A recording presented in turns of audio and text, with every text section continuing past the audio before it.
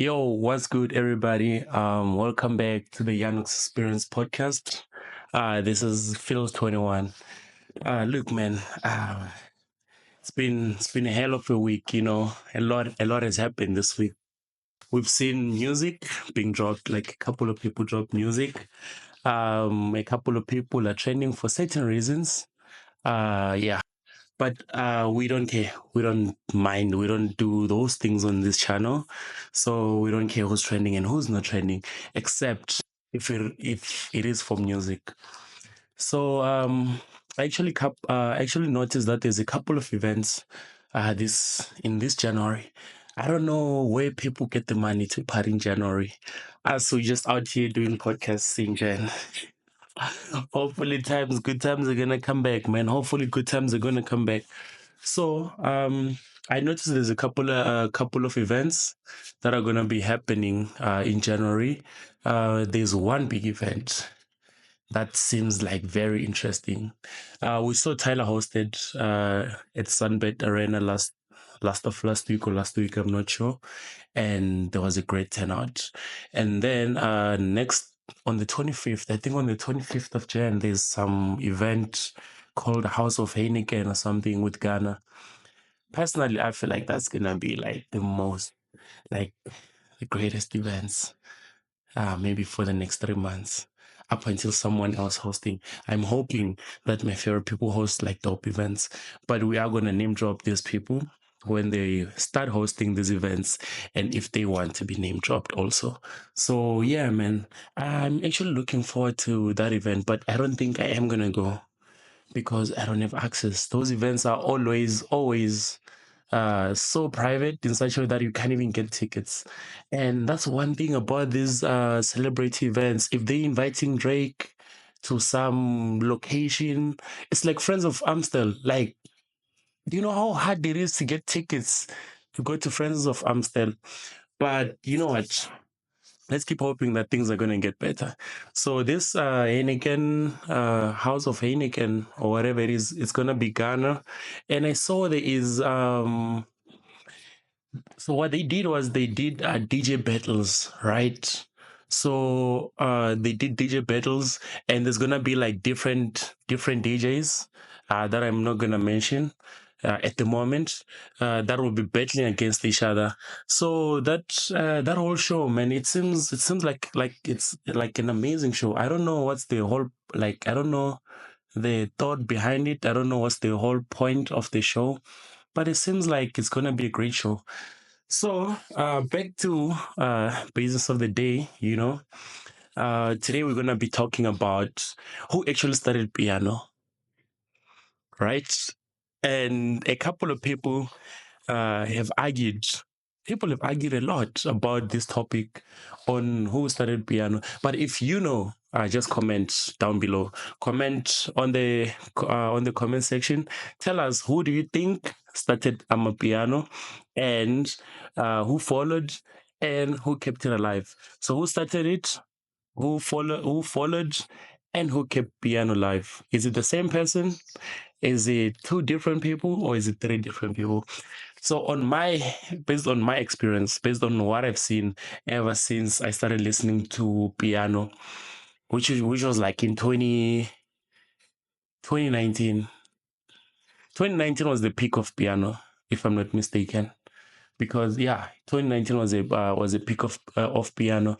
Lindo, the vocalist, was also doing piano at the time with Maporisa, I think, when they released that song. "Nangulo mntana akavuli." Those were the good times, man. Like that piano used to bang in 2019.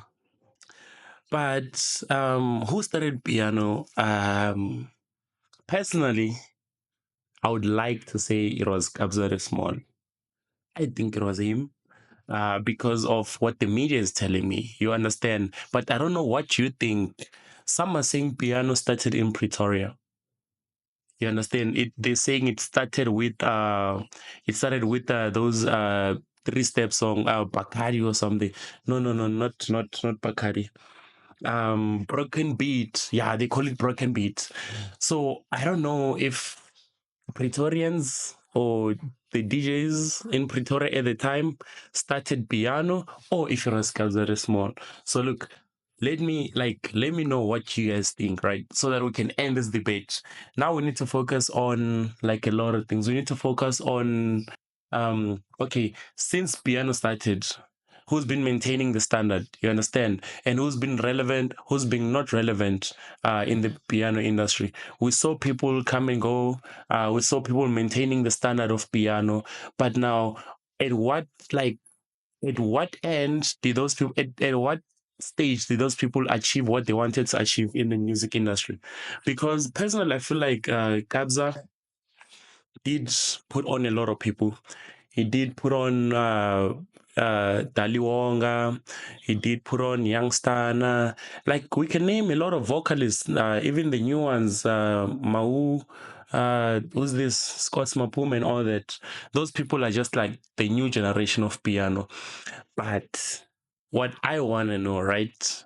And we are going to have like conversations about this. I'm going to drop another, like, it's going to be some type of a vlog where I'll be asking you guys at your favorite venues, actually, who do you think started piano, right? So now we're just like starting this conversation so that in the next episode, or yeah, we shut it down because we can't be talking about one thing for like 9 years now, the same way I'm doing.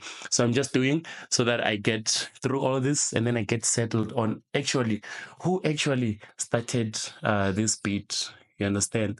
But there was a time when Kabza the Small also name dropped do aka TRP, saying that he came with the log drum. You see.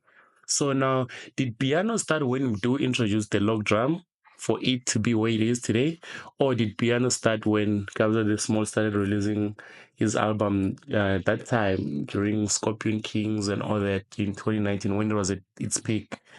Or it started before that with Stokey and them, because Jaivane, because all those people, they also regard themselves as the founders of piano. You understand? Like if you ask, for example, Stokey, which we might have a chance to ask him someday, who started piano, he's gonna give you a different answer. If you ask Angelic or if you ask whoever, everyone's gonna give you a different answer. But to get to the bottom of this, who started it? What happened? And how was the sound created? I want to know how was the sound created because it's really fascinating. No, because how do you make music that has not been done before and then take it to the level that it's at now? You understand? Do you understand what it takes for you someone to come up with something that you don't know if the world are gonna accept it, if the people, we don't just accept anything as people. But how do you get to think about, how you're gonna take the sound that you're creating, which is actually what makes most artists' jobs difficult. Because when you're releasing the song, you don't know if we're gonna like the song and how we're gonna react to it. So, like, how do you guys think? Like most artists, I need comments from most artists. How do you know that this song is a banger, or this song is not a banger, or this song needs to be released? And how do you know when the album is ready? How do you know when like your music, like the single that you want to release, how do you know when it's ready? Like, do you just look at what people, how the type of music that people are jamming to at the time for you to release it, or do you just go with the discretion and be like, I think this is a banger. When you guys are in the studio doing those things and then you think that it's a banger. So I'd like to ask a few music producers, like you understand, how do you know that the song is ready for the people, and how do you know that you're gonna actually make it through those songs because there's people that have one hit wonders. Not to be shady, but that's the I think the issue starts there. The issue starts when you don't know when to release the music. And that's how you become a one-hit wonder. But I've seen Kelvin Momo. He has a structure. He had a structure on how he releases music. Most of his albums were mainly released in December, right? And then this year, I think he dropped two albums. He dropped one in December, and then he dropped one in August. But the other one in August did not blow up like the one he dropped in December. So now that shows that there's a fan base. You understand? There's people that knows when he releases good music. If you check the numbers on the August album and the numbers on the December album, they're not the same. And the December album has like a lot of he has like 30 million listens or something. Yeah. On all platforms or YouTube, yeah. He has like 30 million. But the second album that he released in December, the same as the other previous albums, made it better than the album that he released in August. So like did he release the one in August by mistake, or he thought people were gonna like it, or what? And what made him release it? And then what made him release again in December? Because I think that is important if you are like building your craft, because you have to understand your fan base also. Like, what do the people want and when? But now I think he also learned on like when do people want his music? Clearly, people want his music for December. So you must stick to that. So yeah, man, there's like a couple of chats happening in the industry, and this industry is like growing crazy. There is like new vocalists, there's like new DJs. We have female DJs now. In 2016, if you would tell me that um there's a female DJ, I would say you like because I've never in 2016 I wouldn't have thought that there is gonna be a female DJ. In 2017 we thought DJs are only the guys, Snow Deep, like those are the people that we would think. You understand that like are DJs. But now if you come and then say Zinhle is a DJ, I'm like Zinhle is a DJ. Even DJ Zinhle, I don't even know when she started to be a DJ. She just came up. I just came up to finding him out on the social media as DJ Zinhle. But in 2017, you would never even guess that female DJs can actually be like a huge thing that it is today. And there's a couple of them now, and some of them actually plays better than some male DJs, but some we understand they're still trying to get this whole thing also. But now talking about female DJs, I don't want to touch more onto it, but most people, I think, book female DJs because of how they look. And that is killing the industry also.